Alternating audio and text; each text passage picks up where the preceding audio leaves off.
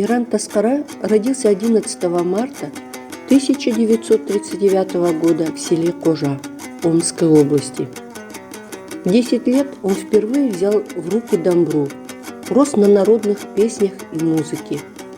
Однако профессию выбрал совсем не связанную с музыкой. Отучился на горного инженера. Но искусство всегда оставалось рядом. Спустя много лет, благодаря таланту, в народе его прозвали Ирансал Таскара. Он виртуозно исполняет традиционную народную музыку Биржансала, Укили-Ибрая, Акана-Сире. Тем самым одухотворяет и воспевает народное творчество. На сегодняшний день Иран Таскара является автором 6 книг, более 150 песен и 2 кюев. В честь 80-летнего юбилея народным любимцем был выпущен еще один труд, который также завоевал сердца казахстанцев под названием «Сексен Асу». В сборник вошли его песни, рассказы и воспоминания. Иран Таскара внес большой вклад в развитие айтыса в Казахстане.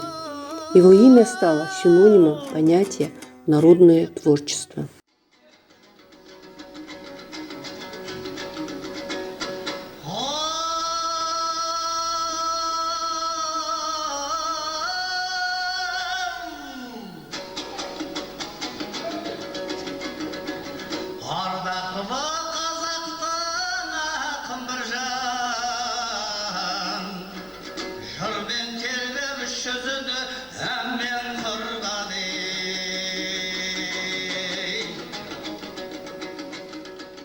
За свою творческую карьеру Иран Таскара оставил большое наследие.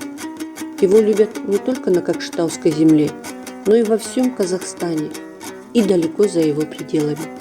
Маэстро любят за талант, за особенную манеру исполнения, за преданность народу.